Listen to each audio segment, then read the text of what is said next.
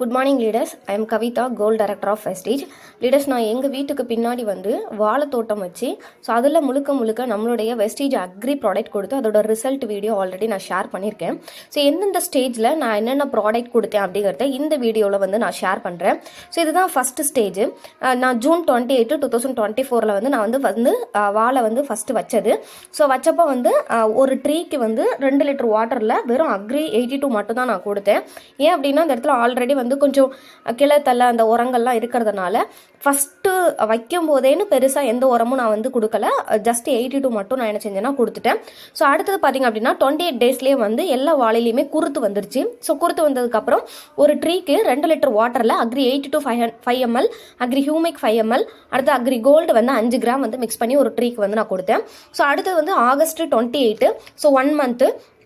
So வாழை வந்து இந்த ஸ்டேஜுக்கு வந்துருச்சு. ஸோ இப்போ ஒரு 1 ட்ரீக்கு வந்து 2 லிட்டர் வாட்டரில் agri 82 5 ml, humic 5 ml, agri gold வந்து 5 கிராம் வந்து மிக்ஸ் பண்ணி நான் வந்து என்ன செஞ்சேன்னா உரம் கொடுத்தேன்.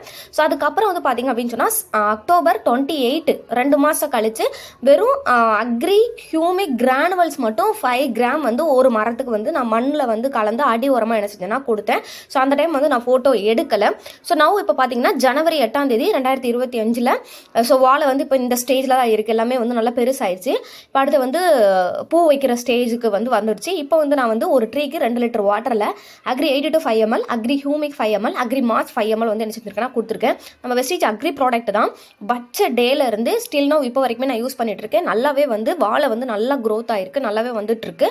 அது மட்டும் இல்லை, நான் எங்கள் வீட்டில் வந்து செடிகள் எல்லாமே வச்சுருக்கேன். எல்லா செடிகளுக்குமே நம்மளுடைய அக்ரி ப்ராடக்ட் தான் நான் வந்து யூஸ் பண்ணியிருக்கேன்.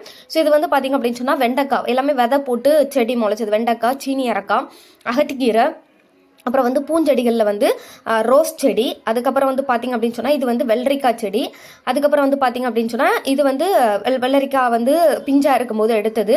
ஸோ இது வெண்டைக்காய். ஸோ எல்லாமே வந்து காய் எல்லாத்தையுமே பறிச்சதெல்லாம் நான் வந்து அப்பப்போ வந்து ஃபோட்டோ எடுத்து வச்சுருந்தேன்.